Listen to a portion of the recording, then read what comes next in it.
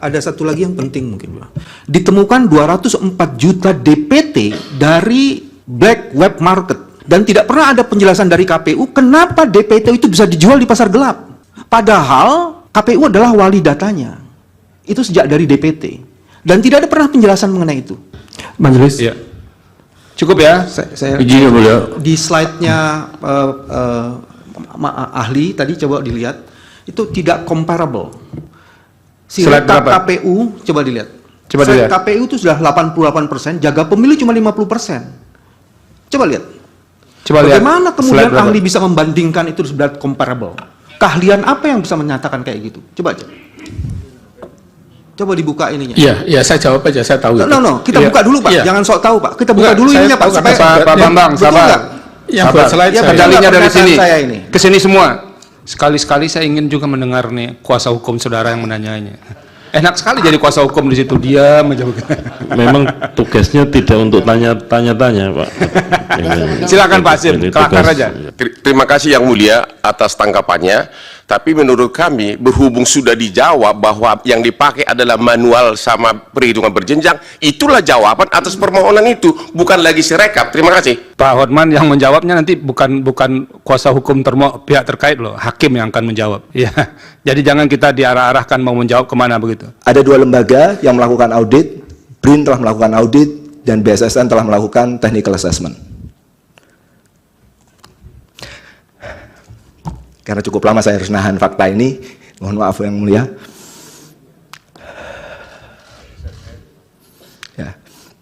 Ya, terima kasih Yang Mulia. Ini kalau ini tokoh-tokoh yang publik. Terima kasih Yang Mulia. Menarik, sangat teatrikal ini.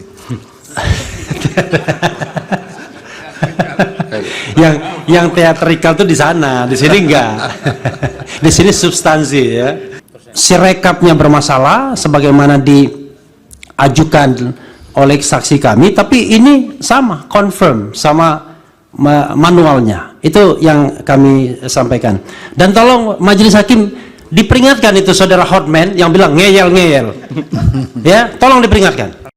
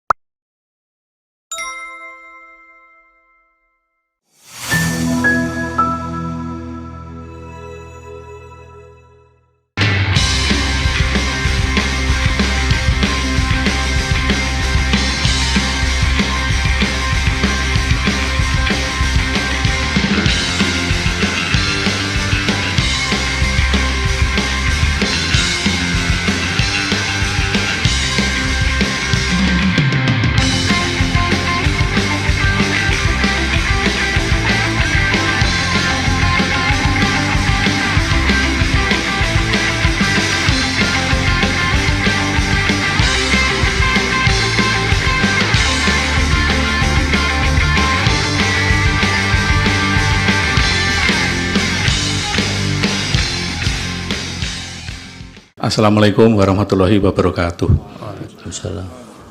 Perkenankan, nama saya adalah Marsudi Wahyu Kisworo dan seperti disampaikan oleh pemohon tadi, 2019 saya juga ada di majelis ini menjadi saksi ahli waktu itu soal situng. Mungkin beberapa hakim konstitusi yang 2019 menyidang waktu itu sempat lihat saya atau mungkin masih ingat saya begitu. Saya diminta oleh KPU untuk memberikan sebagai ahli, pendapat ahli mengenai sirekap. Kenapa? Ini setiap tahun sejak 2004 ketika pertama kali teknologi di komputer digunakan, itu selalu sistem perhitungan suara digital itu selalu dipermasalahkan. Terakhir kemarin 2019 dan sekarang terulang lagi. Jadi dia adalah alat bantu. Nah, arsitektur sirekap sendiri itu terdiri dari dua. Jadi yang mana dipermasalahkan nanti harus jelas.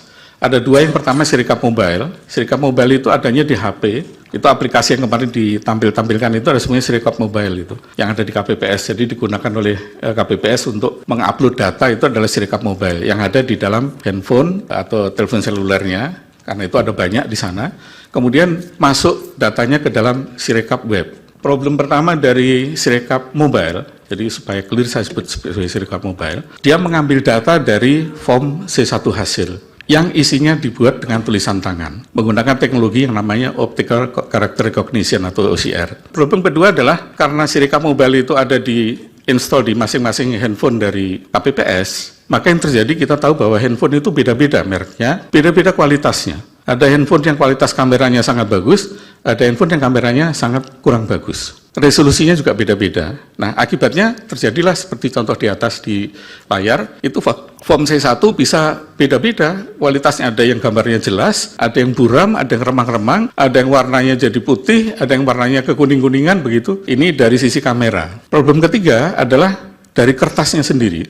Kita lihat contohnya di yang form C1 yang di kanan itu kertasnya terlipat. Sehingga ketika terlipat ini bisa menimbulkan kesalahan interpretasi oleh OCR ini.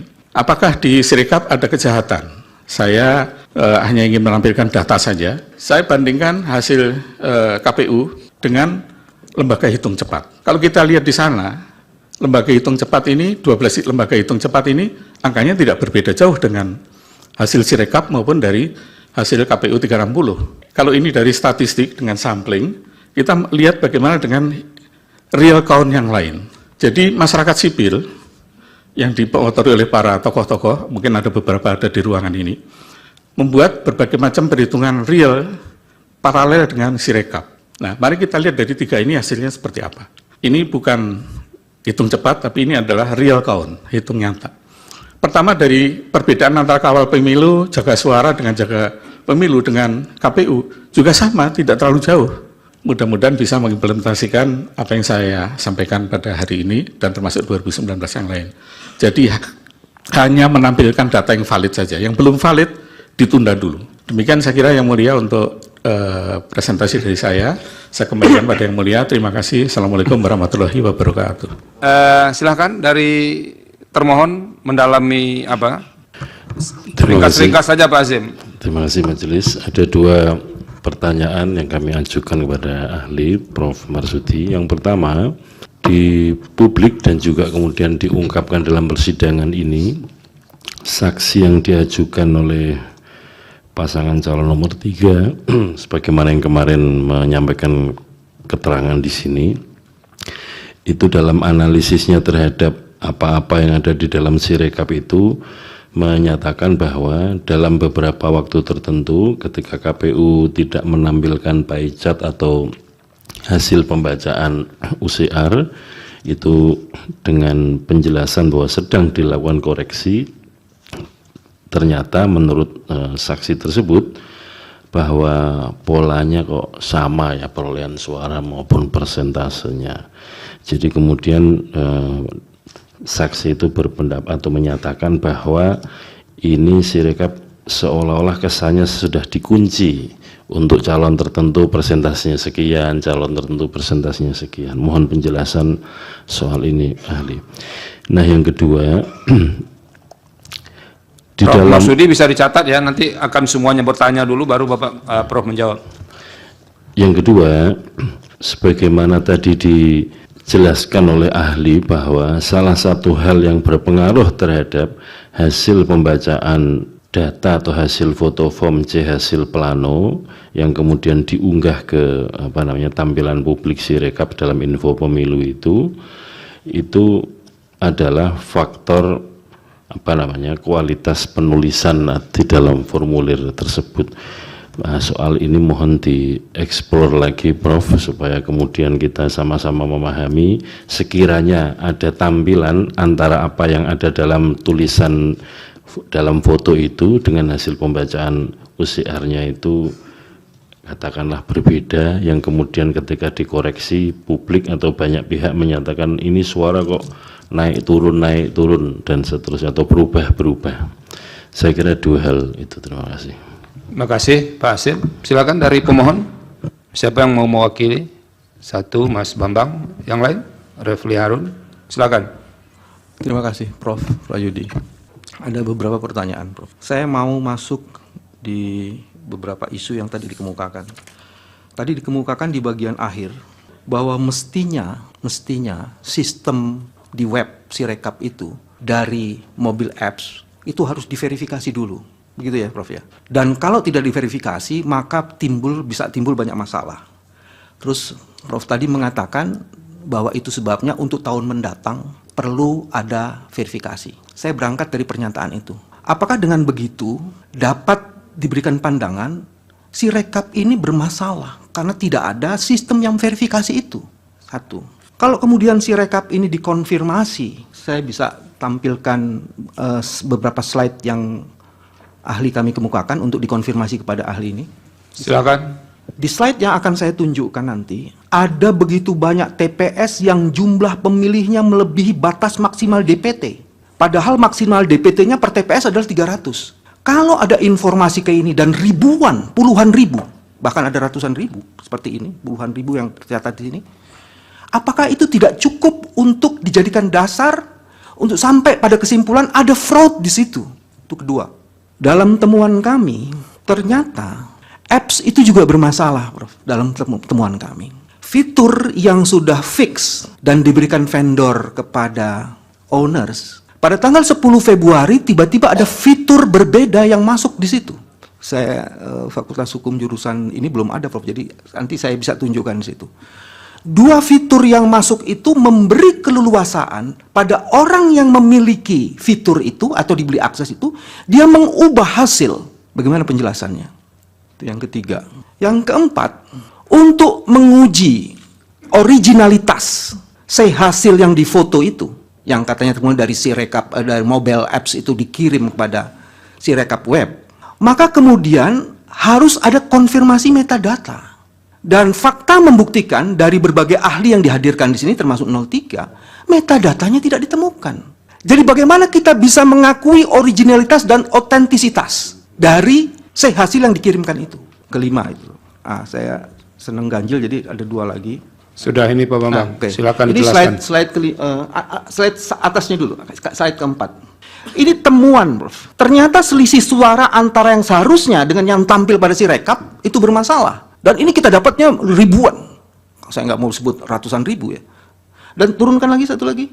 Ini pertanyaan berkaitan dengan pertanyaan pertama tadi. Apakah ini tidak cukup dijadikan dasar telah terjadi fraud di situ? Dan seharusnya kemudian dilakukan IT forensik. Baik mobil apps maupun Sirekap seharusnya kan memiliki ini. Ahli. Keamanan data, transparansi dan akuntabilitas serta audit dan verifikasinya. Pertanyaan berkenaan dengan ini, apa pendapat ahli terhadap mobil apps dan Sirekap kita berkaitan dengan keamanan data, transparansi dan akuntabilitas dan audit dan verifikasi? Itu ada masalahnya di situ. Terima kasih Yang Mulia. Sebelumnya saya minta klarifikasi ke KPU, benarkah KPU mengeluarkan keputusan KPU nomor 345 tahun 2024 yang mengecualikan Sirekap sebagai informasi publik yang tidak boleh diberikan? Silakan KPU. Diklarifikasi dulu, karena ini dapat dari sengketa informasi dari pihak yang mengajukan, tiba-tiba muncul keputusan secara retroaktif. Silakan. Kami cek dulu. Ya. Lanjutkan pertanyaan berikutnya. Oke, kemarin dari ahli ya, ahli 03 yang saya lihat dari videonya YouTube mengatakan bahwa suara sah dan suara paslon itu berbeda sampai puluhan juta. Nah, buat ahli itu mungkin nggak? Kalau seandainya misalnya itu cuma technical, tidak ada fraudnya misalnya, itu satu. Kedua, tadi kan dikatakan soal angka-angka, bisa jadi salah baca. Tapi bagaimana kalau angkanya nambah? Karena banyak sekali kita dapat laporan, angkanya nambah. Ya, misalnya ada yang tertulis 17 jadi 170. Kan nambah angkanya, baik nambah di depan maupun nambah di belakang. Ketiga, kalau kesalahan yang pernah dikatakan KPU itu sampai salah baca itu sampai 500. Ini contohnya. Ya, itu yang contoh yang tadi saya katakan. 154.541 sebelum Sirekap ditutup, dan itu mungkin lebih banyak lagi. Bahkan ahli 03 mengatakan itu sampai 400 ribuan tuh kesalahan baca. Itu mungkin nggak? Itu tidak ada fraudnya, itu sekedar technical error gitu. Tapi technical errornya sampai ratusan ribu. Nah, yang terakhir tadi, yang pertama, itu betul nggak ada itu? Ada keputusan KPU nomor 345 itu. Karena begini, nanti Pak Refli diklarifikasi. itu enggak ahli yang menjawab ya, itu dijelaskan oleh KPU. Ya, enggak, saya mau tanyanya begini. iya. Tanyanya adalah apa yang membuat Sirekap ini kemudian perlu menjadi informasi yang dikecualikan dalam 3 tahun. Rahasia apa yang harus dijaga kalau kita kaitkan dengan transparansi publik? Jadi ahli kan tahu nih, datanya apa aja yang kemudian tiba-tiba harus dikecualikan. Itu pertanyaan saya. Cukup ya? Ada satu lagi yang penting mungkin, Pak. Ditemukan 204 juta DPT dari black web market dan tidak pernah ada penjelasan dari KPU kenapa DPT itu bisa dijual di pasar gelap. Padahal KPU adalah wali datanya. Itu sejak dari DPT dan tidak ada pernah penjelasan mengenai itu. Oke, cukup Pak Bambang. Terima kasih. Terima kasih Pak Ketua Sidang. Prof. Marsudi, kita juga pernah ketemu 5 tahun yang lalu. Tapi saya mau komentar sedikit ini. Saya juga ketemu 5 tahun yang lalu dengan sahabat saya, Mas Bambang Wijayanto. Ternyata setelah 5 tahun kedewasaan beliau, kesabaran beliau sudah muncul. Padahal 5 tahun yang lalu saya terpaksa membentak beliau untuk suruh keluar. Tapi sekarang begitu Prof. Saldi atau Pak Ketua bilang, Pak Bambang sudah selesai, sekarang sabar sekali dan sangat patuh terhadap hakim. Terima kasih Mas Bambang. Baik Pak Marsudi, begini, saya terima kasih Pak Marsudi telah menampilkan ada versi-versi penghitungan suara. Ya, versi-versinya ada yang di Sirekap, ada versi quick count, ada versi dari penghitungan manual yang dilakukan oleh para pemerhati LSM. Dan itu ada kesimpulan yang juga menarik. Ya. Terus begini, Sirekap itu hampir sama dengan situng peristiwanya, menjadikan masalah. Terjadi curiga di antara kita. Sehingga kita melihat, mestinya kan alat bantu itu bisa membantu kita supaya juga bisa diketahui hasilnya secara cepat, dan tidak ada kecurigaan di antara kita. Mestinya kan begitu KPU ya, Pak Hasim ya. Ini kebetulan Pak Hasim asisten saya, dosen di Undip. Jadi kalau Pak Hasim nggak benar, saya juga malu sekali ini.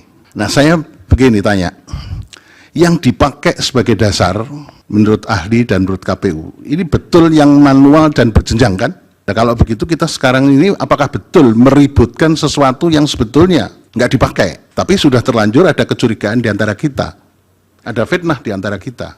Nah, untuk bisa ngecek penghitungan secara manual, tadi sudah disinggung oleh Pak Magdir, Pak Dr. Magdir, kalau manual berjenjang itu cara ceknya gimana? Kan tadi Pak Magdir mengatakan bisa juga secara diotak-atik C1-nya, yang manual itu.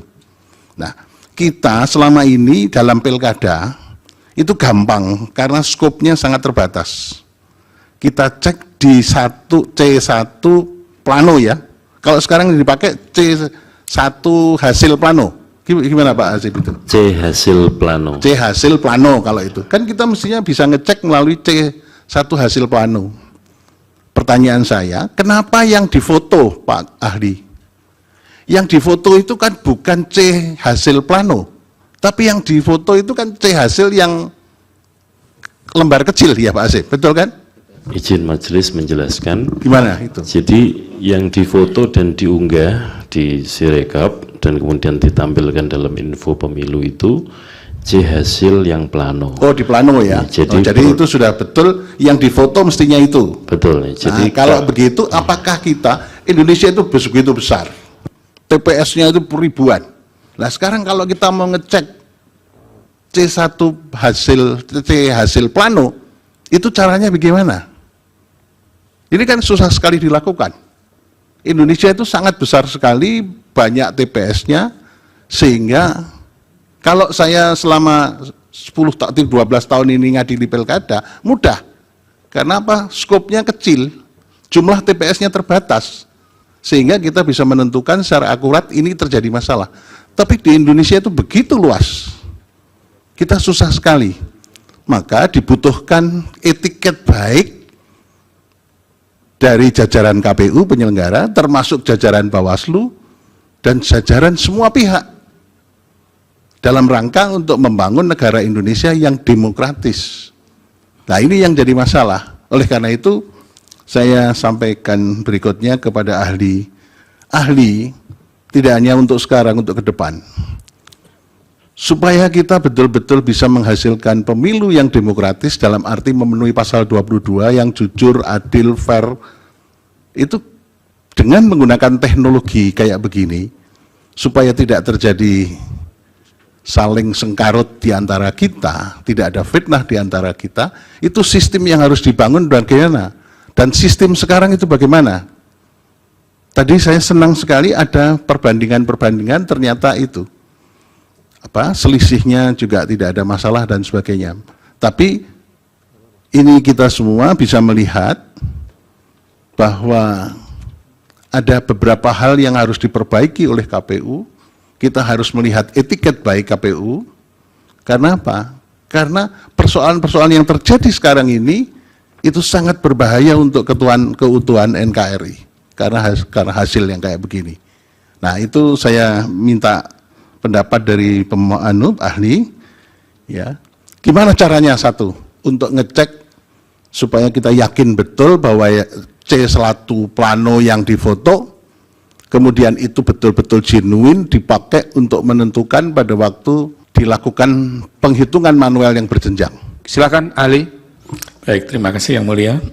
Yang pertama dari KPU. Selain dari KPU, apakah mungkin Sirekap itu dimanipulasi atau dikunci untuk paslon tertentu?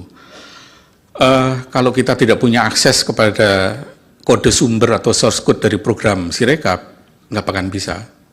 Nah, yang kedua adalah bahwa tadi sudah saya tampilkan perbandingan antara Sirekap, nanti sekaligus menjawab pertanyaannya Prof.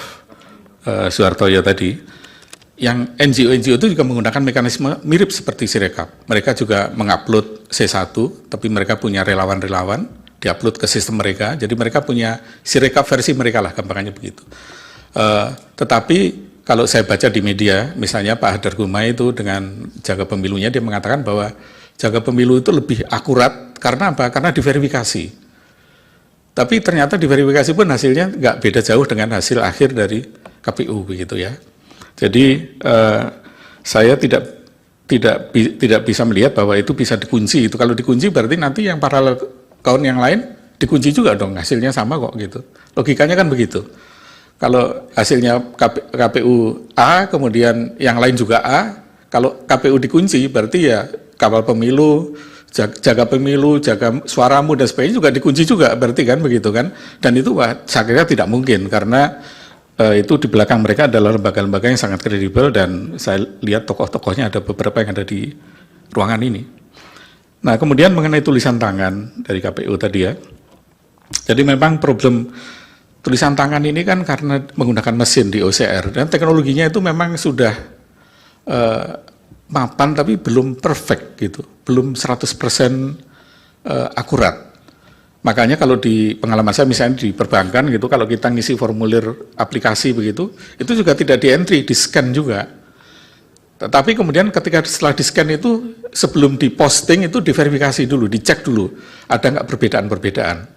Kita saja mengalami misalnya kalau kita apply ke payment gateway, misalnya kan kita diminta KTP gitu kan, KTP kita difoto, kadang-kadang ketika KTP kita difoto, itu sistem juga ada beberapa yang error, misalnya alamatnya itu huruf I jadi angka 1 misalnya, atau huruf A jadi angka 4 misalnya. Jadi itu yang saya kira nanti harus diantisipasi kalau misalnya KPU ingin menggunakan sistem yang berdasarkan OCR. Menurut saya sih bagus. Kenapa ini menghindarkan kecurigaan? Kalau disitung dulu kan kecurigaannya ini operator ini curang, memasukkan datanya di markup gitu. Nah sekarang kan mesin yang melakukan atau software yang melakukan. Kita kan nggak bisa menuduh softwarenya curang begitu. Nah, tetapi kita harus ingat bahwa software ini atau OCR ini belum perfect, masih ada error. Makanya tadi saya sampaikan di dalam solusi ke depan mungkin harus ada verifikasi untuk yang aneh-aneh gitu ya. Misalnya jumlah suara lebih dari 300 itu mestinya di-reject dulu, tidak langsung di-posting gitu. Kemudian dari Mas Bambang ini, dari pemohon, pertama verifikasi. Jadi kalau kita bermasalah itu mendefinisikan bermasalah itu apa? Apakah bermasalah itu menyebabkan hasilnya berbeda atau hasilnya hanya menimbulkan keributan saja? Nah, kalau menimbulkan keributan, ya saya dari situng dan sampai sekarang Sirekap mengakui jadi bahan keributan ini. Tapi keributan yang tidak ada gunanya, kita ributin pepesan kosong, uang yang dipakai penetapan pemilu di SK 360 itu dasarnya manual ya Pak Ketua ya. Itu kok yang dipakai kok. Nah, jadi bukan yang dari Sirekap gitu. Tapi kalau dikatakan, jadi kalau bermasalah dalam arti dia mempengaruhi angka, mempengaruhi suara, mempengaruhi perolehan, menurut saya tidak. Tapi membuat orang emosi dan sebagainya jadi ribut, iya gitu ya. Kemudian scan, ini dari Bang Magdir ya. Sebetulnya nama yang disebut scan itu kalau pakai HP ya moto, Pak. Bang. Kenapa HP itu kan bukan scanner, jadi kan HP kita kan cuma punya kamera ya kita foto, tapi orang-orang biasanya nyebutnya nyeken gitu, padahal itu namanya moto, tapi karena yang difoto kertas dibilangnya nyeken gitu. Kalau yang difoto orang namanya motret gitu, jadi mungkin istilah aja. Jadi, Bukan ahli kemarin itu, saksi yang dihadirkan oleh pemohon 2 itu mengatakan kalau begini bentuknya, ini bukan foto, ini scan. Nah itu, ada yang foto, dia katakan beda kalau foto dengan scan katanya. Nah itu ada dampaknya nggak untuk software yang apa ini, Sirekap ini? malah kalau pakai scanner semua akan hasilnya sangat akurat. Tapi scanner itu sangat mahal. Satu scanner aja harganya bisa puluhan juta ya. Tahun berapa itu KPU pernah pakai scanner ya? Oke, jadi itu lanjutkan Ya. Ali. Jadi akan jauh lebih bagus justru kalau kita pakai scanner. Majelis, Iya. Cukup ya? saya Izin ya, Mulia. di slide-nya ahli tadi coba dilihat, itu tidak comparable. Slide Sirekap berapa? KPU coba dilihat. Coba Slide dilihat. KPU itu sudah 88%, jaga pemilu cuma 50%. Coba lihat. Coba lihat. Bagaimana Slide kemudian berapa? ahli bisa membandingkan itu sudah comparable? Keahlian apa yang bisa menyatakan kayak gitu? Coba aja. Coba dibuka ininya. Iya, saya jawab aja, saya tahu itu. No, kita Iya. buka dulu Pak, Iya. jangan sok tahu Pak. Kita buka Enggak, dulu saya ininya Pak. tahu karena supaya- Pak Bambang, Betul sabar. nggak? Yang buat slide Ya, saya. betul. Dalilnya dari pernyataan sini. saya ini. Ke sini semua. Silakan, coba dibuka. Slide-nya ahli tadi. Ini kan Nah, silakan dijawab ahli. Ya, jadi begini, Pak Bambang ya. Jadi ini data yang saya ambil per hari ini. Jadi per hari ini memang kawal pemilu memang selesai sampai di sana karena mereka kan relawan semua. Mereka tidak dibayar sehingga datanya memang tidak 100%.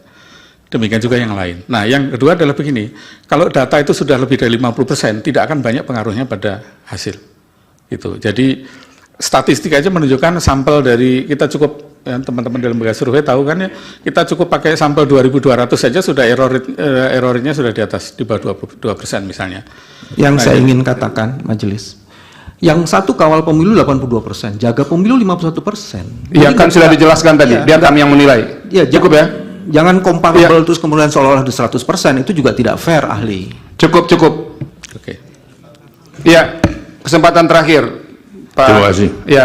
Dari sekian panjang lebar penjelasannya, tapi tidak menjawab pertanyaan saya, belum menjawab pertanyaan saya. Yang mana? Pertanyaan saya tadi antara lain saya ulangi supaya dicatat. Dari kesalahan, kekeliruan, kehilafan, tak apa yang diceritakan tentang Sirekap. Pertanyaan saya lebih dominan dikarenakan oleh human error atau technical error. Itu satu. Sudah dijawab tadi, Pak? Sudah dijawab. Oke, ada ke ujungnya yang belum, ya. Kemudian lebih cenderung karena kesengajaan atau karena ada sabotase. Oke. Nah, kaitannya lagi terkait dengan itu, saya ada pertanyaan saya lagi. Apakah bisa diketahui atau dengan cara apa bisa mengetahui siapa yang menginput, kapan diinput? Apakah dengan cara dilakukan audit forensik ini bisa terbuka semua? Ini belum terjawab yang mulia. Sudah dijawab tadi, tapi tolong ditegaskan lagi ahli. Cukup, Pak Henry. Silahkan, sedikit saja. Iya. Jadi tadi sudah saya jelaskan itu technical error karena apa? Kan nggak ada manusia yang melakukan di sana. Itu yang tegas maksud saya jawabannya. Terima kasih ahli. Sudah cukup. Cukup. Jatahnya kan 2, jubirnya tadi. Ahli, terima kasih. Baik, terima kasih yang mulia. Ya, mudah-mudahan keterangan dari Prof. Marsudi bisa membantu kami untuk Amin. menjelaskan salah satu dalil yang muncul dari kedua pemohon ini.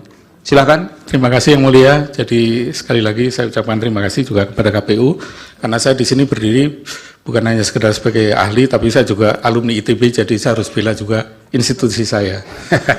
Terima kasih. Bapak Ibu sekalian yang majelis dan Bapak Ibu sekalian. Assalamualaikum warahmatullahi wabarakatuh. Waalaikumsalam. Sekarang kita masuk saksi fakta ya. Yang mulia, Ya. yang klarifikasi tadi gimana? Gimana? Klarifikasi soal Iya, ini retroaktif sabar. tadi. Oke. Ini susahnya kalau dengan apa ini, tokoh publik ini. Silakan Pak Abah, sebelum ahli saksi faktanya tadi ada soal SK berapa? 345 ya Pak Refli ya? Silakan diklarifikasi. Terima kasih Majelis. Jadi ada 2 SK. Yang pertama adalah keputusan KPU nomor 333 atau 333 tahun 2024. Ini diterbitkan tanggal 11 Maret tahun 2024 tentang penetapan informasi publik yang dikecualikan di Komisi Pemilihan Umum. Kemudian yang kedua adalah SK KPU atau keputusan KPU nomor 349 tahun 2024 tentang penetapan informasi publik yang dikecualikan di KPU. Sebentar saya cek ini tanggalnya.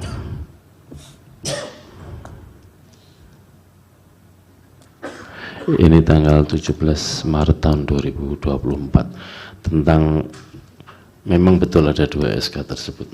Oke. Nanti akan kami jadikan apa? Nanti kita lihat, nanti kita perdalam lagi Pak Refli. Kita selesaikan dulu ya saksi faktanya.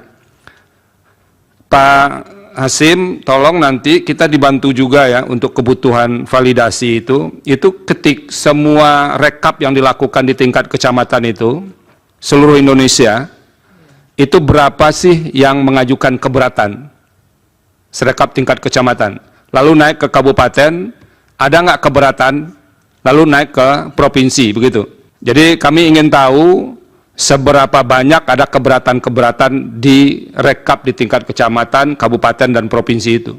Iya, termasuk yang tidak ditandatangani. Tolong kami dibantu data itu diserahkan supaya bisa menjelaskan isu sirekap dikaitkan dengan validasi atau rekap berjenjang itu.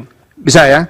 Terima kasih Majelis. Untuk pemilu presiden nanti akan kami siapkan ini berdasarkan formulir D hasil rekapitulasi di kecamatan, ya, kabupaten, kota maupun provinsi dan di ya, tingkat pusat. Oke, terima kasih. Silakan dimasukkan saksi fakta. Siapa yang duluan ini, Pak Hasim? Yudhistira Dwi Wardana atau Andre Putra Hermawan? Bapak Yudis dulu yang mulia. Silakan Pak Yudhistira dibawa ke dalam ruang sidang. Saksi Yudhistira Dwi Wardana, Asnar ST PhD, akan menjelaskan proses bisnis aplikasi Sirekap. Jadi nanti kalau ada yang tadi tidak jelas bisa ditanyakan lagi kepada saksi ini. Silakan, saudara saksi, pekerjaan Anda apa sekarang? Saya adalah staf dosen di Institut Teknologi Bandung dan Kaprodi Sarjana Teknik Informatika ITB. Oke, silakan. Baik, selamat siang. Terima kasih para majelis hakim yang mulia. Mohon maaf nih ya kalau agak deg-degan.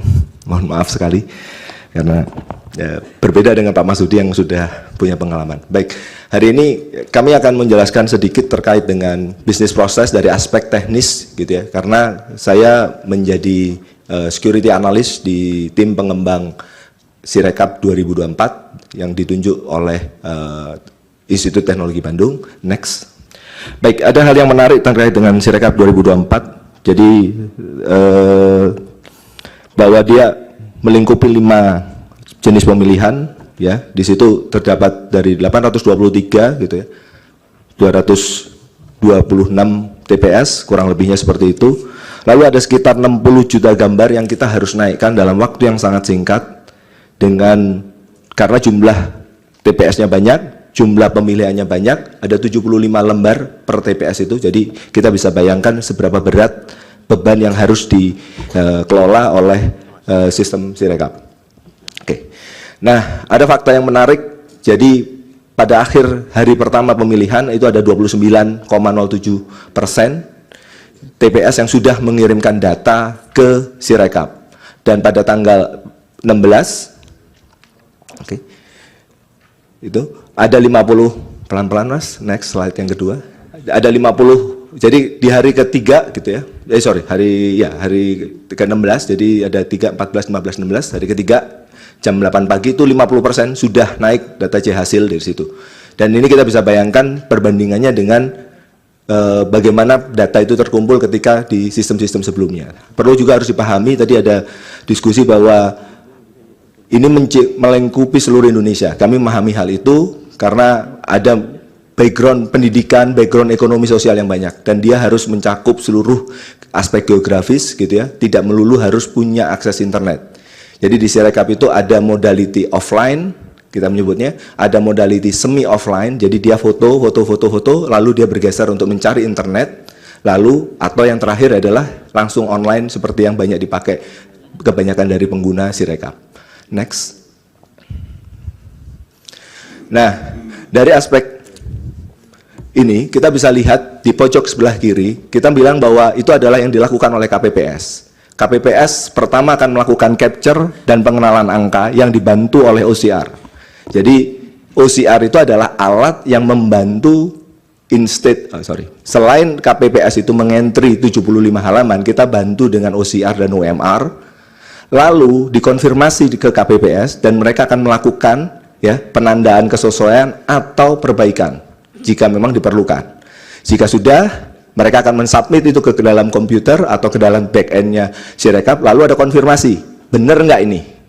Ya, setelah ini benar, maka dia akan terkirim untuk diproses lebih lanjut, dan nanti mungkin ada laporan-laporan untuk dari masyarakat yang harus ditindaklanjuti oleh operator di kabupaten kota untuk perbaikan lebih lanjut. Jadi fasenya ada yang terjadi di sisi KPPS, ada yang terjadi di sisi KPU, dan terutama kalau kita bicara terkait dengan Tungsura, banyak sekali operator yang akan beroperasi adalah operator yang ada di kabupaten kota. Di sini kita bilang bahwa Sirekap merupakan alat bantu publikasi, gitu ya, dan hasil final untuk nanti hasil finalnya adalah rekapitulasi dan hasil final dari hasil dari scan C hasilnya.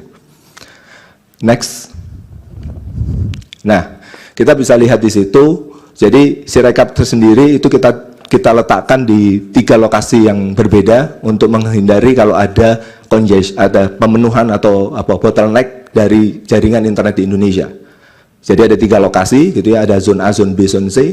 Lalu ada beberapa data yang kita distribusikan ke CDN gitu ya, yang across the world supaya bebannya tidak terkonsentrasi ke satu server doang atau satu data center saja. Jadi kalau kita bicara di sebelumnya gitu ya, selalu bottleneck yang terjadi itu adalah di bandwidth di Imam Bonjol. Karena itu kan ya kalau servernya nganggur, bandwidthnya habis, ya tekor semuanya.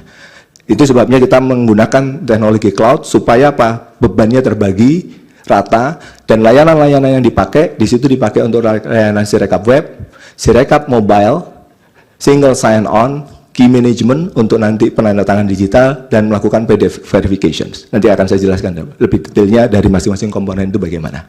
Next. Nah, ada beberapa hal yang kita mau dudukkan dari banyak pendapat yang muncul di masyarakat. Next, tentang terkait dengan bagaimana autentikasi open source itu harus dipilih. Jadi ada banyak pendapat bahwa kalau dia menggunakan open source, maka itu tidak aman, maka itu murah. Oke, murah dengan murahan itu 2 hal yang berbeda. Kami punya pendapat yang berbeda. Banyak sekali, contoh yang kita pakai adalah Keycloak.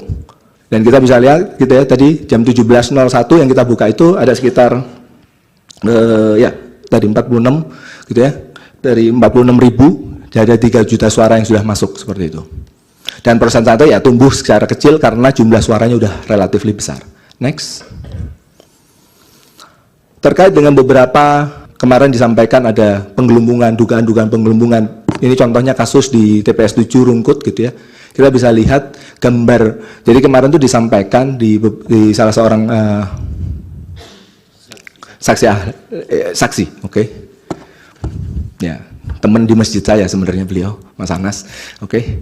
Jadi 159 itu ketika kita lihat gambarnya, jadi yang mulai bisa lihat sendiri itu ada linknya, C hasilnya seperti apa. Memang benar C hasilnya adalah 159. Jadi ketika dikoreksi di rekapitulasi ya memang seharusnya seperti itu. Kan? Karena C hasilnya memang bilang 159, tapi pada waktu datanya dimasukkan masih 59. Tapi pada waktu di D-nya, itu ada lampiran di hasilnya, itu sudah dikoreksi jadi balik lagi 159. Jadi bukan penggelembungan karena berbeda antara C dan E, tapi C-nya belum sempat dikoreksi. Itu yang terjadi menurut bahwa pemahaman kami gitu ya terhadap situasi ini. Next.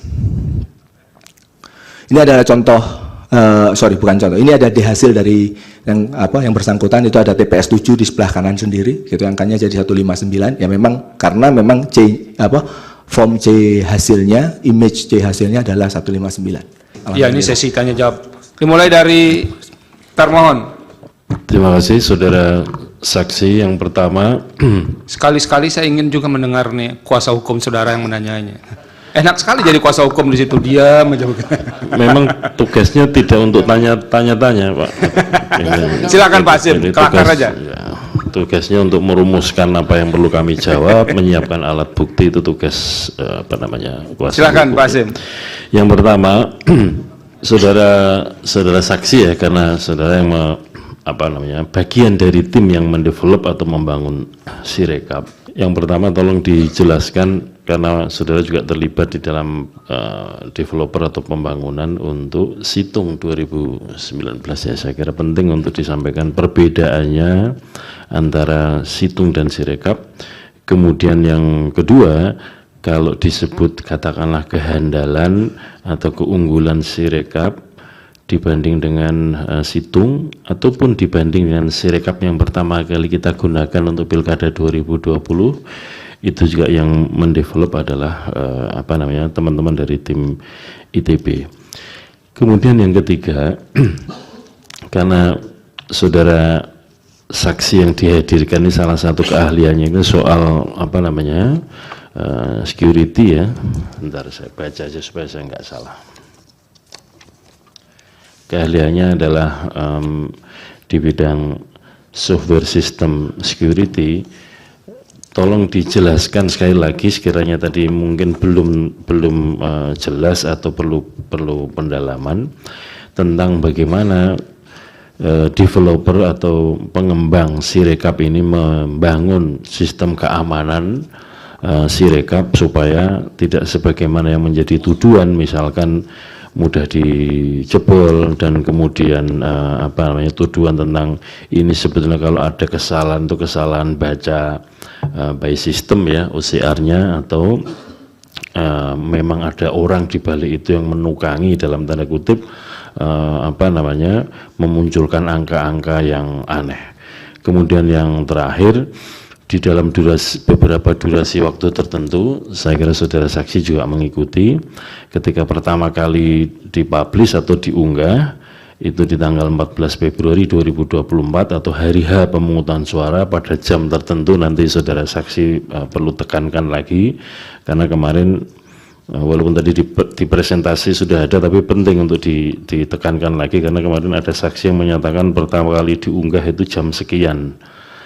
Nah, penting untuk disampaikan pada kurun waktu tertentu, begitu tanggal 15 itu kan kami membuat press release ya, atau konferensi pers yang menyatakan bahwa terdapat kesalahan pada sekian ribu TPS, kalau nggak salah 2.234, nanti bisa kita cek di siaran pers KPU, itu untuk menunjukkan bahwa by system sesungguhnya begitu ada angka yang dianggap anomali, itu by system langsung mengenali, sebagaimana tadi saksi menyampaikan, tapi penting untuk diulang lagi atau ditekankan lagi. Misalkan begini, yang waktu itu ramai sekali untuk pemilu presiden, di satu TPS di Kabupaten Pesawaran Lampung itu, ada satu TPS perolehan suara masing-masing calon angkanya juta. Itu kan dalam konteks ini sudah tidak masuk akal atau anomali, karena jumlah pemilihnya saja maksimal 300. Belum nanti kalau kita cek pemilih real yang terdaftar atau yang hadir di TPS tersebut. Maksud saya tolong dijelaskan bahwa by system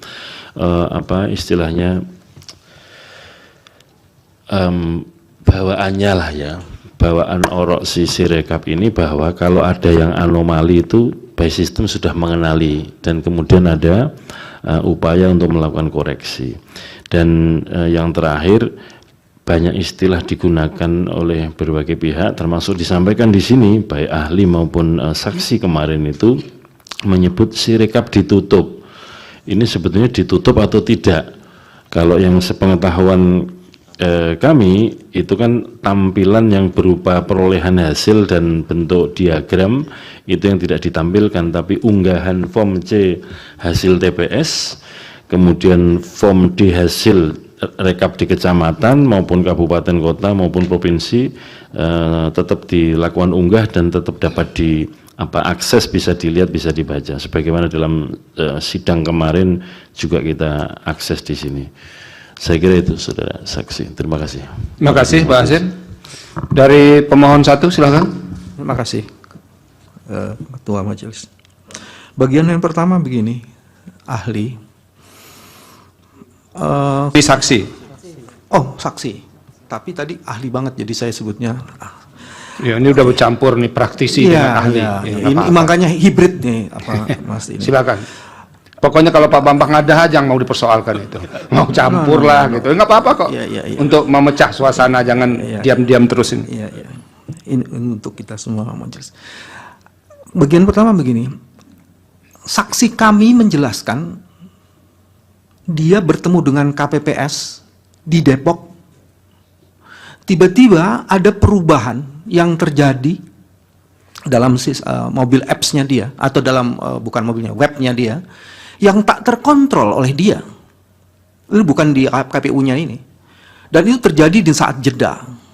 Bagaimana menjelaskan tiba-tiba ada angka yang tak bisa dikontrol oleh dia, padahal dia penguasa angka-angka itu, tapi dia itu berubah sendiri di dalam webnya dia. Itu informasinya. Bagaimana menjelaskan itu dalam Anda sebagai orang yang membuat ini desainnya? Itu satu. Terus kedua, bagaimana menjelaskan ada DPT 204 juta yang bisa dibeli di black web market? Dan tidak pernah ada penjelasan, termasuk saksi ahli sebelumnya, tidak pernah menjelaskan kok bisa dijual di black web market itu. Di mana pertanggungjawabannya? Karena ini akan melanggar prinsip-prinsip dan azas dari pemilu. Itu yang kedua. Yang ketiga, tadi disebutkan ada mobile apps, betul ya? Mobile apps itu diinstal oleh masing-masing KPPS dan PPK terutama. Terus kemudian, apakah pernah dipertimbangkan bahwa install itu terhadap begitu banyak, tadi yang mulia Hakim Arief sudah mengatakan, ada begitu banyak orang menggunakan HP yang berbeda-beda, tapi disuruh menginstal mobile apps. Apakah ini bukan bagian dari proses pembiaran yang sengaja ingin merusak? Ini bukan kelalaian. Kan ada dibikin arsitekturnya.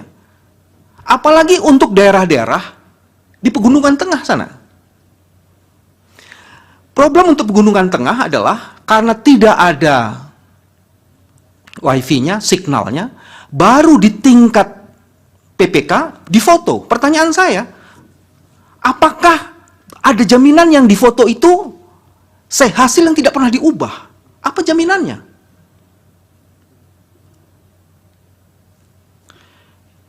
Yang paling menarik tadi saya kaitkan dengan ahli yang tadi. Ahli mengatakan kalau sudah selesai si rekap ini udah nggak ada gunanya, dihapus saja. Apakah ini tidak melanggar undang-undang kearsipan?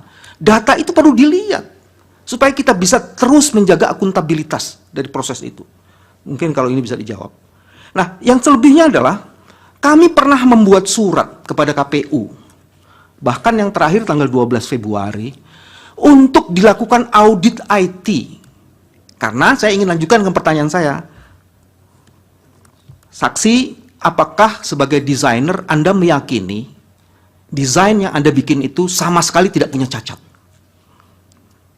Dan audit itu menjadi sesuatu yang sangat penting untuk mengkonfirmasi dan memvalidasi apakah ada cacat yang dibangun dalam sistem itu. Kalau yang menjelaskan pembuatnya sendiri, tentu dia akan mengatakan saya hebat-hebat aja. Tapi kenapa itu tidak dilakukan audit padahal itu berkali-kali diminta? Kenapa menurut saudara? Apakah saudara tidak mau diaudit? Atau KPU-nya yang tidak mau diaudit? Atau dua-duanya? Cukup Pak Bambang? Ada yang lain? Ada bukti di 151 majelis yang akan menjelaskan. Kami minta kepada KPU, kami minta kepada Bawaslu untuk dilakukan audit. Surat ya? Untuk menjaga itu. Ada di bukti P151. Oke, nanti kita lihat. Terima kasih. Pak Refli, silakan. Iya, terima kasih Yang Mulia. 1 atau 2 hari ya setelah pencoblosan itu ada seorang anggota KPPS yang datang ke saya. Dan sayang saya tidak dapatkan lagi alamatnya sekarang. Dia mengatakan bahwa dia bisa membuka Sirekap itu pada pukul 13.00 dan dia menemukan sudah terisi Padahal itu waktu Indonesia bagian Barat dan belum dimulai penghitungan suara. Dia mengatakan ada ribuan TPS yang sudah terisi, dan saya tanya, lihat di provinsi mana? Dia bilang 4 provinsi di Sumatera dan 1 provinsi di Jawa. Cuma dia tidak mau spesifik karena dia khawatir, dan saya sempat menginterview dia, ada di podcast saya. Pertanyaan saya adalah, apakah mungkin KPPS melakukan hal itu, dan apakah ini bisa terjadi? Itu Anda sebagai developer dari Sirekap. Yang mulia, izin mau mengklarifikasi pernyataan dari Bang Refli. Tadi itu penggunanya KPPS, Bang. KPPS. Oke. Tapi tadi belum ada penghitungan suara. Dia mengatakan pada pukul 13 dia akses itu, dan ada suara dari waktu Indonesia bagian Barat. Kemudian pada tanggal 15 Februari, 1 hari setelah pencoblosan, ketua KPU atau KPU mengatakan bahwa mereka berhasil katakanlah menemukan kesalahan pindai, kesalahan angka itu dia bilang cuma waktu itu di 2325 tanggal 15 Februari. Tapi pada tanggal 27 Februari tidak cuma lagi, kesalahannya itu sudah 154.541. Nah, Anda sebagai developer Sirekap ini, kira-kira Anda puas nggak dengan kesalahan yang luar biasa itu? Secara teknis gimana menjelaskan ada kesalahan yang luar biasa yang tadinya diklaim cuma, walaupun kita bilang cuma kok ribuan, tapi ini ratus ribuan. Dan jangan lupa bahwa kita tidak tahu perkembangan selanjutnya karena itu per 27 Februari. Jadi masih lama dari 20 Maret. Terakhir sekali lagi yang soal kerahasiaan tadi, yang ada surat keputusan KPU yang mengecualikan Sirekap ini sebagai informasi. Dan itu muncul ketika ada yang namanya organisasi namanya Yakin, itu meminta menyengketakan informasi di KIP, Komisi Informasi.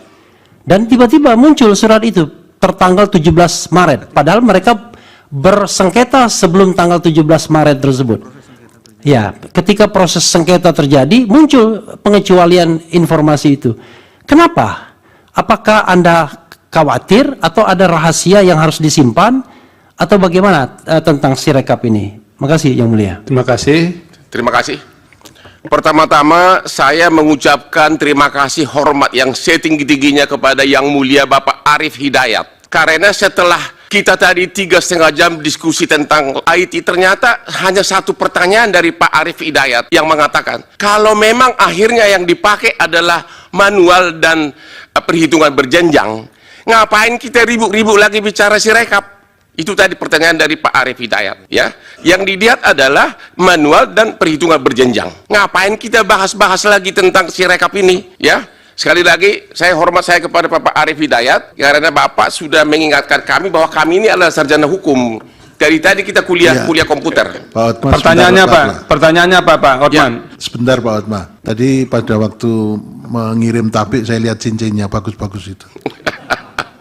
Pertanyaan saya, saudara saksi, kalau ternyata yang dipakai dalam SK pengumuman final perhitungan suara adalah manual dan perhitungan berjenjang, bukan hasil dari Sirekap, masih perlu nggak Bapak kuliah di sini?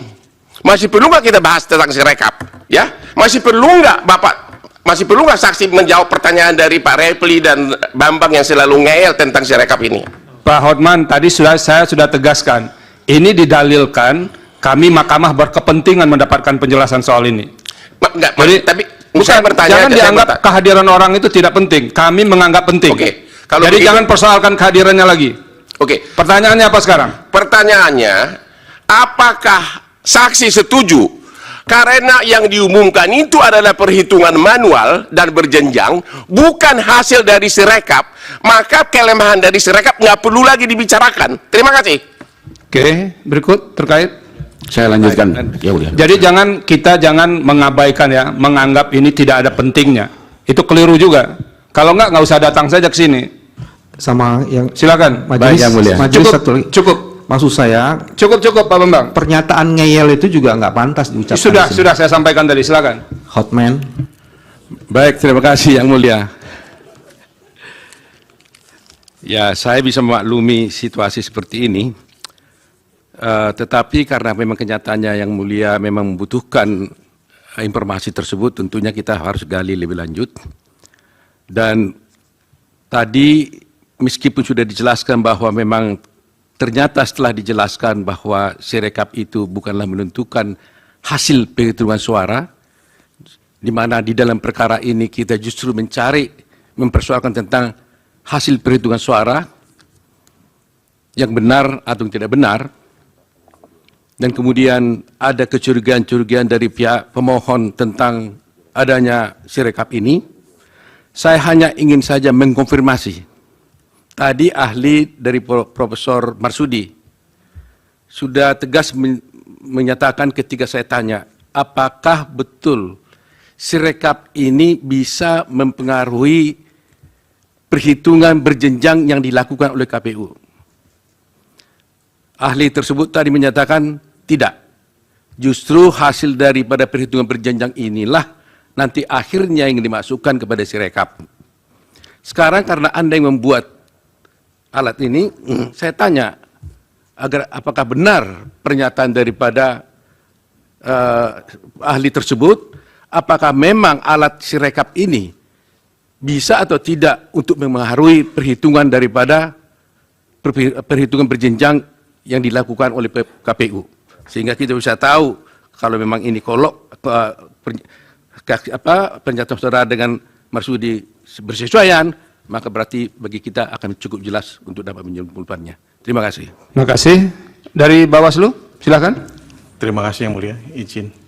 Karena tadi sudah ditanyakan juga oleh Prof. Eni masalah surat imbauan Bawaslu kepada KPU tentang Sirekap, maka kami perlu sampaikan juga ke pemohon 0102 bahwa kami telah meneruskan surat 0102. Itu nanti dijawab Pak, bisa ya, kan sudah ada kami sampaikan. Bagiannya Bawaslu juga nanti. Iya, sudah kami sampaikan surat imbauan tersebut, dan juga masalah untuk masalah tanggal 17 sudah kami sampaikan bahwa kami minta penghentian Sirekap untuk konversi image ke angka, tapi untuk upload C hasil, ini kita apresiasi kepada teman-teman KPU yang telah berhasil mengupload C hasil hampir seluruh TPS yang berjumlah 80.000 ini, 800 ribuan. Iya, 800.000. Jadi ini yang kemudian perlu apresiasi buat teman-teman KPU yang telah melakukan ini, karena dulu Pak, mungkin Prof. Saldi tahu dan juga Yang Mulia Prof. Eni tahu, sulitnya mendapatkan akses terhadap C sertifikat juga sulit. Nah, kemudian pertanyaan kami kepada saksi, apakah ada perbedaan edit antara Pilpres dan Pileg? Karena informasi kami dapatkan, kalau di Pilpres itu dieditnya hanya oleh KPU Kota, sedangkan untuk Pileg oleh KPPS. Nah, ini kan biasanya yang mendirect ini bukan pembuat sistem, tapi yang punya, yaitu KPU sendiri. Nanti mungkin bisa dijawab oleh KPU. Karena ini sampai sekarang belum pernah dijawab. Kemudian yang kami pertanyakan, yang paling masalah yang mana? Pilpres atau Pileg yang jadi masalah? Karena kalau digabung, nanti akan jadi besar. Kalau Pilpres dan Pileg digabung, tentu akan sangat besar. Karena ini terbukti pada saat permohonan untuk sengketa hasil Pileg kan lebih banyak daripada Pilpres. Oleh sebab itu inilah perlu disampaikan. Saya kira demikian Yang Mulia. Terima kasih. Pimpinan sidang, Prof. Saldi, Pak Ketua mohon izin. Untuk supaya clear kita ya, begini. Di dalam permohonan pemohon 01 dan pemohon 03, itu ada dalil yang mempersoalkan Sirekap.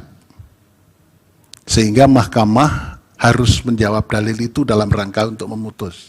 Gimana sih penggunaan Sirekap ini?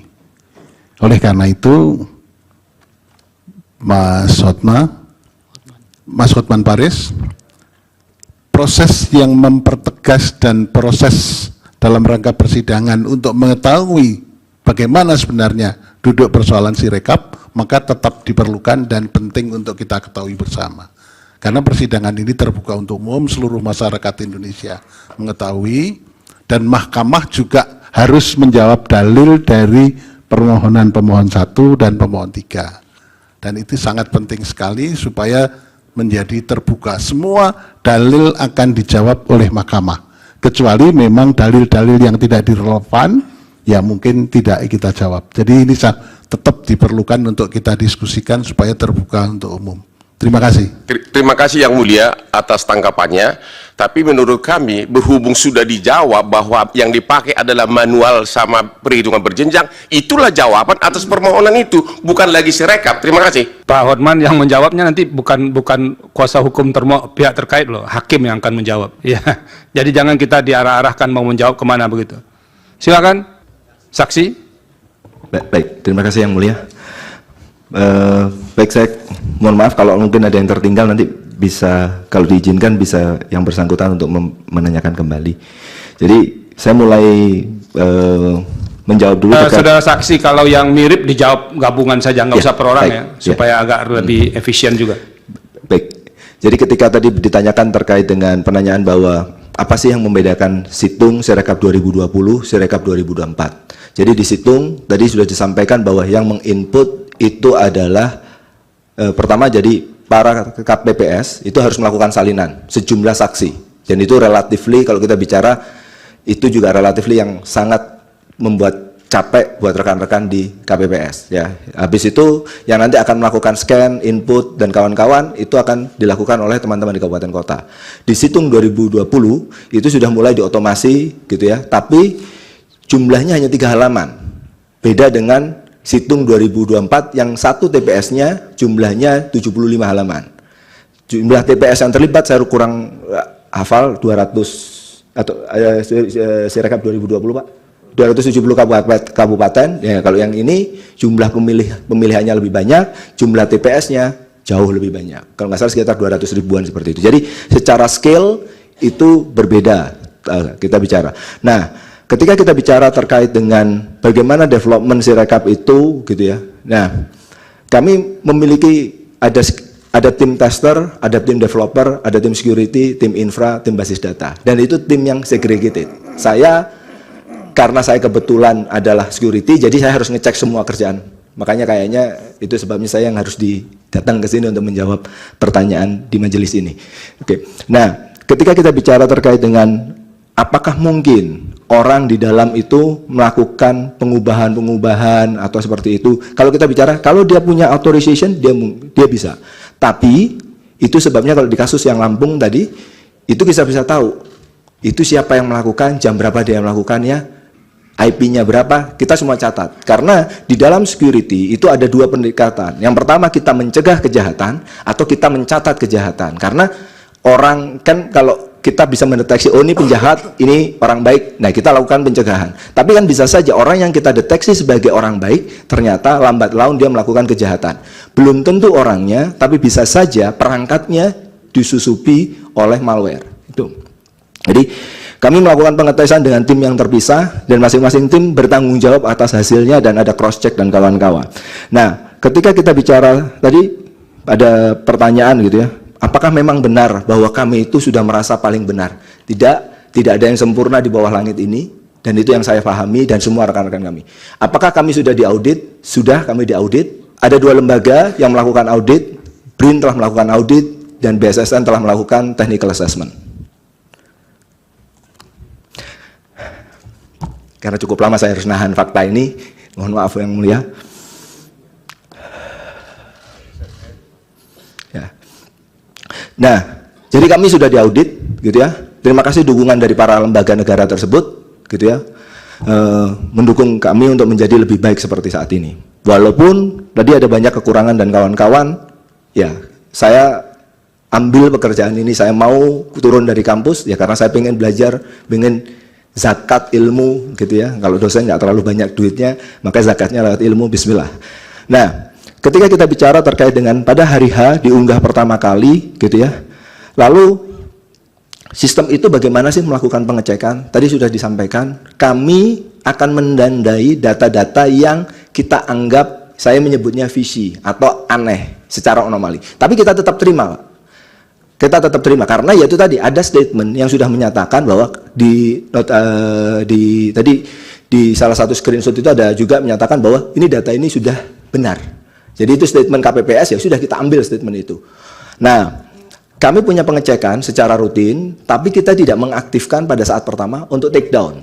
Jadi, nah setelah saya lupa hari kedua atau malam hari ya Pak ya, yang kita akhirnya kayaknya kita Pak Hasim dan jajarannya memutuskan ya udah kita pakai automated take down. Jadi kalau sudah lewat angkanya kita nggak langsung publish. Jadi suara yang dari KPPS itu nggak langsung automated publish, kita lihat dulu. Teman-teman kabupaten kota harus melakukan verifikasi apakah memang benar angkanya segitu, karena kita menyebutnya angkanya angka ekstrim. Itu yang kita lakukan. Tapi fitur itu tidak kita enable dari awal. Karena apa? Karena ya kita awalnya sudah punya husnuzon menyatakan bahwa lah itu kalau statementnya dari teman-teman KPPS ya begitulah kejadian yang mutlak terjadi di lapangan. Ya, kalau kita punya delegation, kita harus memberikan authority, kita harus memberikan trust di situ. Tapi ketika kita lihat perkembangan seperti itu, ya terpaksa switch itu kita aktifkan. Baru teman-teman itu mulai bekerja. Nah, lalu ketika kita bicara terkait dengan Sirekap ditutup dan kawan-kawan, sebenarnya tadi Sirekap itu Bapak Ibu sekalian yang biasa digunakan oleh rekan-rekan, itu kami sendiri tidak pernah menyebut itu adalah Sirekap. Tapi itu info publik. Pemilu 2014 itu adalah info publik. Sirekap 2024 itu adalah info publik, mohon maaf. Sirekap seperti websitenya mungkin sirekap-web.kpu.go.id, itulah tempat orang nyetor data, memperbaiki data dan kawan-kawan. Nah, itu yang sebenarnya tidak pernah tutup sampai sekarang juga. Untuk keterbukaan informasi publik, teman-teman di daerah masih berusaha mengumpulkan hasil yang masih belum ada gambarnya dia nih, sekaligus juga melengkapi kayaknya form rekapitulasi ya Pak ya, hasil rekapitulasi. Jadi kita punya mekanisme itu. Nah, kalau kita bicara kenapa kok sempat dihentikan proses update ke dalam info publik atau pemilu 2014, atau kalau masyarakat menyebutnya adalah Sirekap gitu ya. Nah, pada waktu itu adalah karena kita tidak yakin gitu ya, karena kita tidak yakin bahwa ini data yang sudah kita terima benar atau enggak. Ya sudah, yang sudah masuk kita bereskan, yang sedang dalam antrian ya jangan keluar dulu, nanti keluar kotor disalahkan lagi, repot lagi kita nggak pernah tahu mana air bersih mana air kotor. Jadi itu dugaan saya, karena ya saya tergantung dari arahan dari tapi itu setelah kita berdiskusi seperti itu kebatinan yang saya tangkap adalah oke, karena tidak yakin dengan data yang baru ini malah jangan-jangan bikin blunder, stop dulu, yang sudah keluar kita bersihkan, yang baru masuk kita sembari filter itu pelan-pelan. Jadi itu yang kami pahami. Nah, terkait dengan perbaikan tadi banyak sekali menyatakan bahwa mohon maaf buat pemohon yang menyatakan bahwa menganggap saya dengan saksi secara personal saya mengenal gitu ya. Saya tidak menganggap bahwa yang bersangkutan adalah bilang sesuatu yang salah, tapi saya hanya mengomentari satu kasus tentang dugaan penggemblungan. Saya nggak bicara tentang puluhan juta. Saya bilang kemarin sempat menyebut sebuah TPS ketika kami cek datanya bahwa ternyata angka itu diubah karena begini. Untuk yang tuduhan yang lain bagaimana? Saya tidak bisa tahu, karena kalau ada data TPS-nya, kalau TPS ini, kita bisa lihat dan kita bisa cross check D-nya bagaimana, C-nya bagaimana. Oke, yang saya sebutkan hanya satu TPS saja. Jadi dan itu tidak bisa diambil mengatakan bahwa saya lebih benar dari yang bersangkutan, tidak, sama sekali. Bismillah, moga-moga tidak. Oke. Nah, ketika kita bicara terkait dengan bahwa ada banyak sekali perubahan gitu ya. Tadi mungkin dari penasihat hukum di pemohon menyatakan sampai 763. Saya tidak bisa mengkonfirmasi itu karena saya nggak punya laptop. Dan saya juga butuh data bahwa itu TPS berapa supaya kami bisa konfirmasi. Tapi angka 763 itu luar biasa besar sebenarnya. Jadi kami kalau memang itu ada data TPS-nya bisa disampaikan ke KPU untuk kita lakukan investigasi bersama-sama. Nah, selanjutnya ada beberapa pertanyaan yang kita lanjutkan bahwa ada saksi yang menjelaskan bahwa di KPPS Depok itu bahwa webnya dia tidak bisa dia kontrol. Nah, saya tidak yakin yang bersangkutan menceritakan dengan tepat ya, karena KPPS tidak punya akses ke web, dia punya aksesnya ke mobile. Jadi saya tidak tahu web yang mana yang bersangkutan maksudkan, gitu ya. Terus terkait dengan pertanyaan tentang DPT 204 juta, itu bukan kapasitas saya untuk menjawab karena saya tidak mengerjakan terkait. Jadi Sirekap itu tidak ada data pribadi kecuali data user saja, gitu ya. DPT itu adalah sistem yang berbeda, adalah SIDALIH dan itu tidak dikerjakan oleh Institut Teknologi Bandung. Berikutnya mobile apps, ya. Tadi disampaikan bahwa kan beda-beda. Apakah itu bukan bentuk pembiaran? Nanti bagaimana kalau ada TPS-TPS yang akhirnya nggak punya KPPS foto kamera, lalu yang moto adalah sampai di PPK. Nah, itu sebabnya kita agak menurunkan bahwa boleh satu handphone itu dipakai oleh 2 orang. Tapi kita catat, jadi setiap kali mereka login dan melakukan handshaking, mereka itu akan membangkitkan sebuah penanda kunci privat yang berbeda. Jadi kalau saya login di handphone ini, oke, saya TPS 1, lalu berikutnya adalah Pak Hasim, TPS 2, maka kunci private saya berbeda dengan kunci private-nya Pak Hasim. Izin majelis mumpung topik ini supaya dijelaskan mulai dari misalkan katakanlah ya kategori handphonenya, lalu misalkan siapa penggunanya, mengidentifikasinya pakai nomor handphone atau pakai email atau pakai apa. Ya. Jadi setiap pengguna itu akan diberikan activation link yang berbeda-beda. Lalu dia akan men-setup login dan passwordnya. Nah, tadi ada beberapa kendala ketika kita uji coba nasional dan bukan BIMTEK ya. Benar-benar pada waktu uji coba nasional, di yang pertama kita sadar bahwa ada beberapa TPS itu yang co-location, jadi di tempat yang sama, tapi yang punya handphone cuma 2 orang dari 14 KPPS ya, 7 sama 7. Ya sudah, kalau gitu mereka team force, artinya apa? Walaupun ada 2 KPPS, tapi pakai 2 handphone. Nah itulah yang kita turunkan istilahnya, kita membolehkan ada 1 handphone dipakai oleh 2 orang. Tapi dalam satu waktu itu hanya 1 yang aktif dan setiap kali pindah user akan ada pembangkitan kunci yang berbeda sehingga kita bisa tahu pada waktu digital signature ini file dari mana. Karena kan kalau kita lihat fingerprint dari mobile device-nya kan akan sama ya. Maka benar-benar digital signature-nya harus kita bangkitkan berkali-kali. Itu teknisnya yang kami lakukan. Dan itu juga salah satu bentuk buat kita membuat menjadi lebih mudah untuk diterima oleh masyarakat. Terkait dengan ancaman bahwa loh kalau yang ngefoto adalah PPK, bagaimana? Mungkin saya bisa nanya, kalau situng, kalau belum ada situng, apakah ada foto itu? Itu kan yang jadi aneh. Terkadang teman-teman itu menyatakan bahwa Sirekap itu ditutup, tapi gambar masih ada. Sirekap mati, gambarnya nambah. Sirekap salah, apa buktinya? Ini gambarnya. Loh, bukannya gambar itu adalah Sirekap. Loh, tapi datanya beda. Loh, ya oke, kita perbaiki. Jadi ada data, ada gambar, ada chart, itu adalah data yang ada di Sirekap. Dan itu yang menyebabkan juga kayaknya saya merasa bahwa saya nggak kebayang dari Pak Hasim ini, kayak kupingnya panas gitu ya, sampai ya udahlah dimatiin datanya. Habis itu banyak masyarakat sipil yang menyatakan bahwa, loh kok datanya dihapus sih? Ya tapi kan pertanyaan berikutnya, kalau datanya salah, dan itu tebakan saya, ini sorry ya, saya bukan ahli tapi sok taunya saya, kenapa itu termasuk informasi yang dikecualikan? Karena KPU tidak pede dengan kualitas data C hasilnya. Yang data, bukan kalau gambar. yang itu biar dijawab oleh apa? Oleh KPU tadi, yang Baik. terkait dengan pengecualian, pengecualian. informasi yang dikecualikan itu. Mohon maaf yang boleh. Oke. Jadi itu yang dilakukan berkali-kali bahwa kami tidak pernah mematikan Sirekap untuk menerima, memproses data dan lain sebagainya. Jadi teman-teman KPPS, teman-teman PPK, teman-teman di kabupaten kota itu selalu akan mengupdate, memperbaiki data itu sendiri. Audit sudah. Lalu ada sekian banyak data gitu ya. Tadi dari Pak Refli Harun menyatakan bahwa ada salah pindai, lalu ada di kemudian hari malah yang salah pindai itu sampai ratusan ribu begitu ya di tanggal 27. Apakah secara teknis saya pribadi saya tidak bisa mengatakan institusi, apakah tidak puas? Ya, tidak puas. Apakah ingin memperbaiki? Ya, ingin memperbaiki. Nah, tapi mungkin yang perlu harus kita sadari, saya bukan mencari justifikasi. Ya, tapi saya menjelaskan konteks dari permasalahan ini.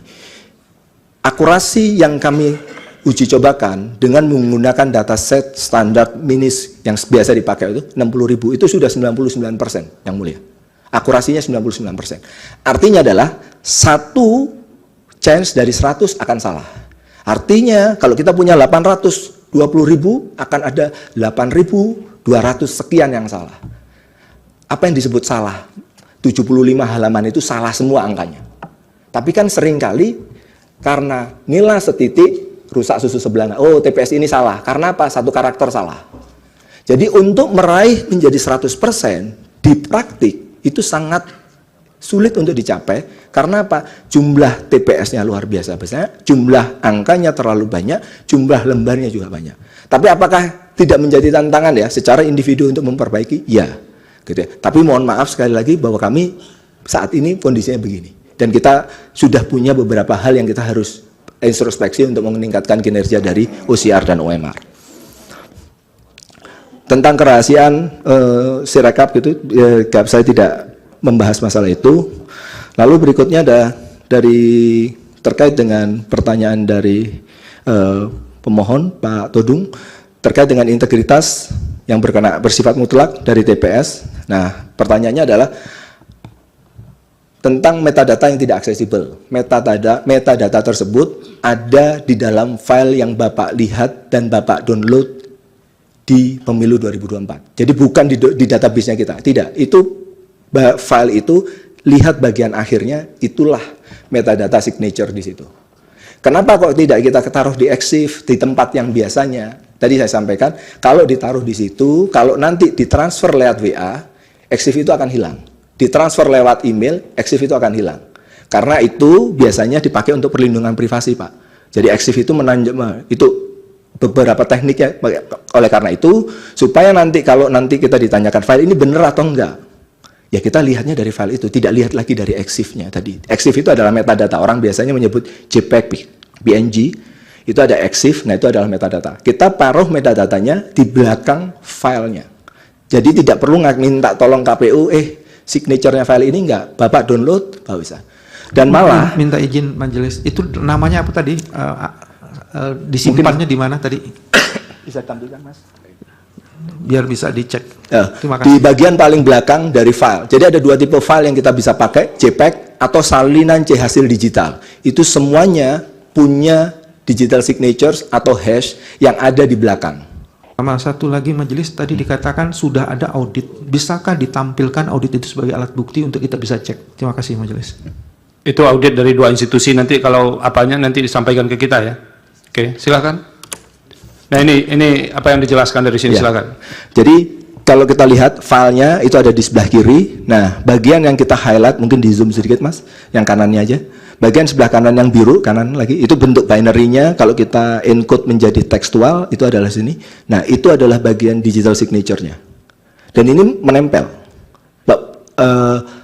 Rekan-rekan yang biasa melakukan file forensik menggunakan PKCS 12 digital signature, mereka sudah paham bagaimana melakukan verifikasi ini. Untuk tipe yang kedua menggunakan SAA, juga suatu yang terkait. Semuanya menempel di situ, Pak Todung, bukan diakses dan itu bentuk transparansi kami, gitu ya. Ya supaya kalau ada file palsu juga KPU juga dikasih tahu, TPS ini palsu loh ya. Oh oke, thank you. Kita akan coba telusuri sama-sama untuk memperbaiki kualitas dari data yang diambil oleh Sirekap. Penjelasan dari saksi fakta kami dan ahli kami kemarin, bukan saya. Oh ya, mohon maaf ya, saksi, mohon maaf.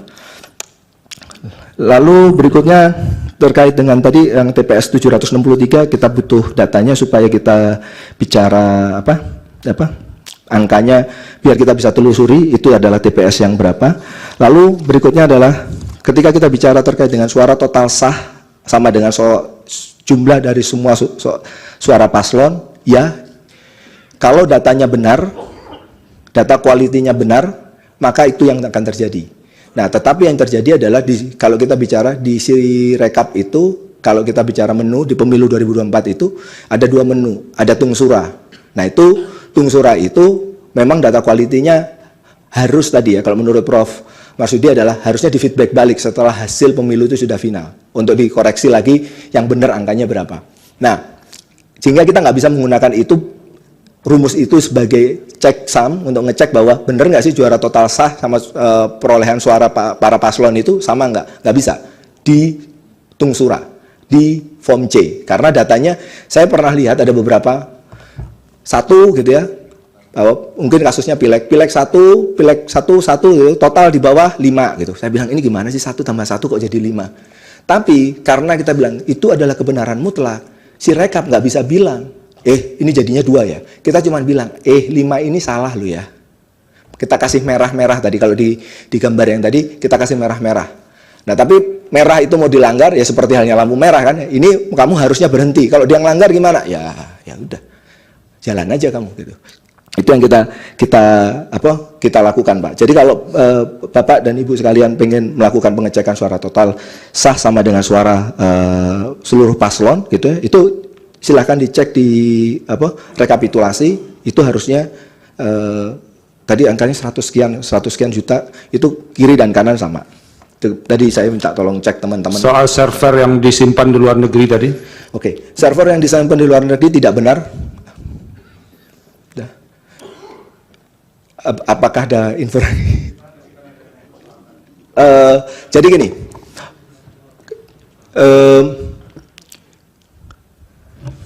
kami melakukan kesalahan, kami melakukan kesalahan, gitu ya. Pada detik-detik pertama launching Sirekap, sehingga IP Indonesia aslinya itu terlihat. Dan itu kita butuh waktu sampai 18.30, alhamdulillah kita dapat pinjaman IP yang akhirnya Bapak lihat IP-nya sekarang, gitu ya. Tapi servernya kan nggak mungkin server kita install API. Jadi kalau IP lamanya Bapak lihat itu IP Indonesia gitu ya, seperti itu. Tapi IP barunya itu IP shadow yang kita istilahnya IP Anycache yang kita sewa supaya orang nggak tahu IP baru dari Sirekap gitu ya. Tempatnya masih sama karena nggak mungkin tanggal 14 sudah install di suatu lokasi, terus dalam waktu 3 jam kita sudah menginstall di tempat lokasi yang berbeda di Singapura, di Perancis gitu, enggak. Gitu. Jadi lokasinya ada di area Jakarta gitu ya. Ya, untuk lokasi pastinya saya tidak bisa. Dan mungkin kalau kita bicara siapa penyedianya, mungkin Bapak dan Ibu sekalian sudah tahu. Itu jadi informasi publik di sidang KIP kemarin. Masih ada lagi yang mau dijelaskan? Tadi yang dari Bawaslu. Bawaslu, oke. Iya, fungsi edit. Mohon maaf. Ya. Jadi ketika ada fungsi edit, apakah memang ada fungsi edit di TPS? Untuk Pilpres ada, tetapi untuk perolehan final hanya diindikasikan sesuai atau tidak sesuai, tapi tidak mengganti angka. Tapi untuk acara administratif atau yang detail-detail yang lain itu bisa diedit, tapi hanya untuk perolehan final itu hanya menyatakan bahwa ini sesuai atau tidak sesuai. Kalau nanti tidak sesuai, maka akan diperbaiki oleh teman-teman di kabupaten kota. Tadi yang ditanya itu edit legislatif, pemilu legislatif dengan Pilpres ya? Itu yang ditanya? Ya, sama sampai pada titik perolehan hasil final, Yang Mulia. Ada sedikit perbedaan. Ada lagi yang mau ditambahkan? Sudah, audit tidak sama sekali. Mohon maaf, majelis, pertanyaan kami belum dijawab. Oto dan saya, Hotman. Pertanyaan saya itu adalah, biar mengingatkan gampang, bahwa apakah pengumuman Sirekap ini bisa dipakai untuk mempengaruhi hasil daripada perhitungan berjenjang? Silakan. Oke. Apa yang disebut dengan mempengaruhi? Kalau dengan mengakses gambar itu jadi terpengaruh nggak?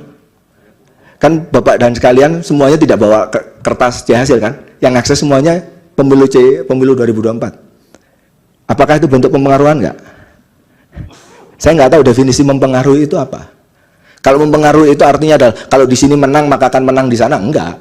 Tapi kalau artinya adalah ada form C hasil yang di Sirekap gitu ya, yang sering dipakai referensi oleh saksi, itu bentuk pempengaruhan enggak, Bapak? Maksud saya itu termasuk bukan mempengaruhi saja, tapi merubah hasil daripada. Oh, tidak. Karena itu 2 kamar yang berbeda. Izin majelis mungkin untuk memperjelas saudara saksi, dijelaskan begini. Sirekap itu memproduksi angka atau Sirekap itu menginput data dalam arti image maupun apa itu namanya PDF ya, rekap, baru kemudian muncul angka Sirekap. Nah, gitu. Sirekap tidak menginput angka karena prosesnya kan ada yang rapat gitu ya. Nanti sudah di-scan berita acaranya, scan, upload, muncul di pemilu 2024 gitu. Jadi kalau begitu hanya image ya? Image begitu. Okay. Cukup. Majelis satu tadi pertanyaan saya belum dijawab. Apakah benar bahwa pada akhirnya hasil manual dan berjenjang itulah yang kemudian dimasukkan ke Sirekap? Ya itu tadi ada orang rapat, hasilnya ditandatangani, di-scan, itu yang diupload ke Sirekap. Sirekap ini adalah alat bantu. Apabila terjadi kesalahan itu adalah merupakan alat bantu, sama seperti kalkulator. Kalau bapak-bapak, ibu-ibu mempunyai handphone, bapak-bapak bisa menggunakan kalkulator yang ada di handphone tersebut untuk mengecek bahwa 10% ditambah 10% itu bukan 20%, tapi 0,11, atau 10% ditambah 20% itu 0,12. Bukan berarti kalkulator itu salah, bukan berarti kalkulator itu tidak akan kita gunakan, tapi kita tahu bahwa itu adalah salah dari sisi algoritma. Memang harus mendesimalkan dulu antara perkalian dan penambahan. Jadi Sirekap juga begitu. Sirekap ini untuk pertama kalinya KPU ingin menunjukkan bahwa proses yang ada di TPS itu dapat benar-benar dimiliki oleh seluruh warga negara Indonesia. Bentuknya dalam bentuk C hasil yang difoto, kemudian bisa di-download kapanpun. Dan itu yang nanti juga bisa direkap oleh masing-masing saksi, masing-masing pasangan, masing-masing caleg untuk dibawa, disandingkan dengan hasil rekapitulasi di tingkat kecamatan, kabupaten, provinsi maupun RI. Mungkin itu yang mulia. Terima kasih. Terima kasih. Saya ingin bertanya sekarang, sejauh mana Sirekap bisa punya kemampuan untuk memvalidasi bukan soal angka. Karena angka itu tak berguna kalau yang tanda tangan itu satu orang. Tidak diduga, memang faktanya seperti itu. Karena kemarin ada data yang juga semuanya tarikannya. Bagaimana Sirekap bisa menjelaskan itu? Itu bagian yang pertama. Tarikannya itu, ini satu orang yang kerja ini, menurut dugaan dari orang yang memberikan kesaksian. Itu pertama. Terus kedua, tadi diakui bahwa metadata itu tidak diada, tapi kemudian disimpan di dalam digital signature, DC image, gitu ya? Ya. Tapi saksi yang sebelum Anda ini juga menyatakan itu bisa diubah. Kalau C hasil yang metadatanya ada di digital signature dan di C image dan itu bisa diubah, bukankah itu berarti potensi kecurangan terjadi di situ? Artinya bisa mengubah angka ya? Betul Pak, Majelis Hakim. Contoh yang tadi saya jelaskan soal tadi penjelasan dari ahli, dari saksi. Ketika di suatu daerah tidak ada wifi dan dia tidak bisa memfoto, hasilnya itu dimasukkan di dalam kardus dan kemudian baru difoto di kecamatan. Pertanyaan saya, apa yang bisa menjamin saya yang di sini dihasil ini betul saya yang dihasilkan dari TPS itu, karena sudah dibawa berhari-hari. Apa yang bisa menjamin itu? Jadi di daerah 3T, kalau tidak ada jaminan seperti itu, kami bisa menduga itu semuanya bisa curang di situ. Itu yang kedua, yang terakhir. Lanjut. Tadi dikatakan bahwa Sirekap ini dimaksudkan untuk membuat satu proses yang jauh lebih baik. Tapi fakta yang berkembang di masyarakat ada kekisruhan di situ. Apakah saya boleh menyatakan bahwa Sirekap itu dibuat dengan menjadi akuntabilitasnya menjadi problem, profesionalitasnya pembuatannya menjadi masalah, karena ada begitu banyak masalah tadi. Dan saksi yang juga mengatakan bahwa dia tidak puas dengan pernyataan itu. Bisakah saya mengatakan pelanggaran terhadap prinsip-prinsip penyelenggaraan pemilu dan azas pemilu telah terjadi melalui Sirekap? Jadi bukan soal angkanya, Sirekap bisa dibuktikan telah melanggar azas dan prinsip penyelenggaraan pemilu. Terima kasih. Ya, terima kasih Pak Bang. Ada lagi? Oh, Pak Srawi. Ya. Ya, terima kasih yang mulia. Ini kalau ini tokoh-tokoh yang publik. Terima kasih yang mulia. Menarik, sangat teatrikal ini.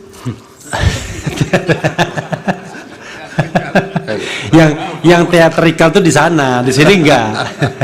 Di sini substansi ya. Silakan Pak Refli. Ya. Terima kasih yang mulia. Saya satu saja pertanyaannya. Kalau kita ingat itu ada surat dari KPU untuk menunda rekapitulasi manual berjenjang di PPK, ya. Dan pada waktu itu konon katanya alasannya karena Sirekapnya dalam perbaikan. Itu kalau tidak salah tanggal 18 sampai 20 Februari. Nah, kalau memang tidak ada koneksi antara kedua ini, kok tiba-tiba ketika ini lagi perbaikan, kenapa ini ditunda rekapitulasinya?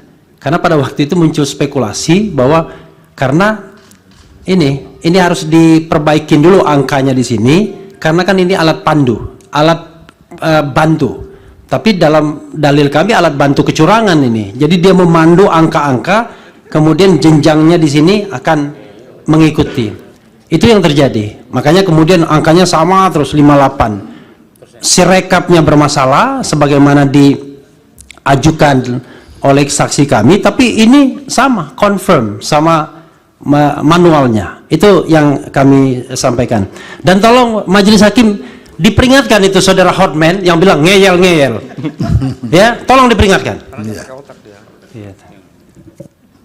Ya. Sudah Pak Refli? Mas Refli? Sudah ya? Jadi mohon pengertian bersama, di forum ini kita sopan dengan menggunakan bahasa yang baik sesuai dengan adat kebiasaan masyarakat Indonesia. Ya, mohon kita bisa saling menghormati.